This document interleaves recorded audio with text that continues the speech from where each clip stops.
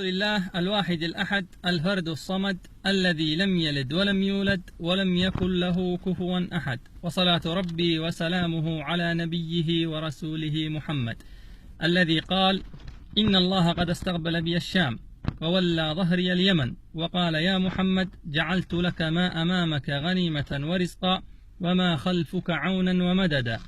وقد أوصى صلوات ربي وسلامه عليه بأن تفتح الشام والعراق، وأنها ستفتح بمشاركة أهل اليمن. ولما أراد الخليفة الصديق أبي بكر رضي الله عنه أن يسير الجيوش الإسلامية لفتح الشام والعراق، كان لا بد من مشاركة أهل اليمن أهل العدد والمدد، فأرسل إليهم الصديق رسولا واحدا هو أنس بن مالك الخزرجي الأنصاري. وما هي إلا مدة يسيرة حتى عاد أنس بن مالك ودخل على أبي بكر وقال: قم يا خليفة رسول الله واستقبل أهل اليمن فقد أجابوك شعثا غبرا. فخرج الصديق ومعه علي بن أبي طالب رضي الله عنهما لاستقبال أهل اليمن، وما هي إلا لحظات حتى أقبلت الجحافل اليمانية والكتائب القحطانية وكأنهم السحاب، تتقدمهم حمير الحضارة والتاريخ، وعليهم ذو الكلاع الحميري يرتجز ويقول: أتتك حمير بالأهلين والولد، أهل السوابق والعالون في الرتب، الحرب عادتنا والطعن همتنا، وذو الكلاع دعا في الأهل والنسب. فلما رآهم أبي بكر تهلل وجهه فرحا وقال لعلي: أما سمعت رسول الله صلى الله عليه وسلم يقول: إذا أقبلت حمير تحمل نساءها وأطفالها نصر الله المؤمنين وخذل المشركين؟ قال علي: بلى سمعت ذلك يا خليفة رسول الله. ثم أقبلت بعد حمير جحافل أحلاس الخيل همدان، ثم كتائب العريقة مذحج الطعان، ثم الأبطال الكندية والفرسان الأزدية والقبائل الأشعرية، ثم قبائل خثعم وعك وبجيلة وقضاعها الحميرية وغيرها من قبائل اليمن الكبرى.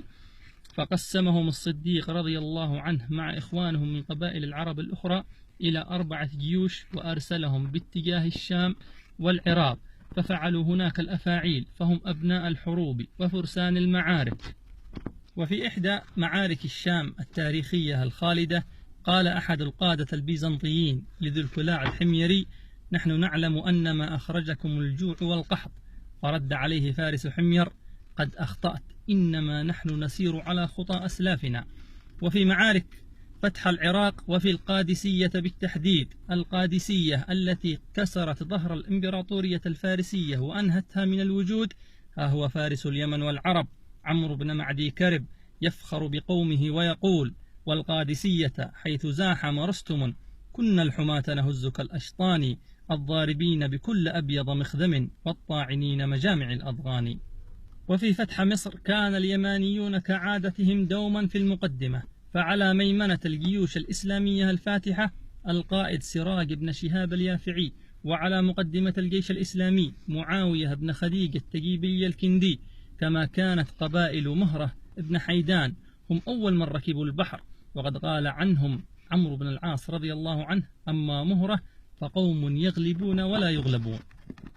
وهكذا دوما في أفريقيا، ثم في العبور نحو الأندلس أوروبا كان اليمانيون دوما في المقدمة، ولا تزال قلاع همدان وخولان وقنطرة السمح بن مالك الخولاني في أسبانيا إلى اليوم شامخة بشموخ تاريخ أصحابها وأهلها.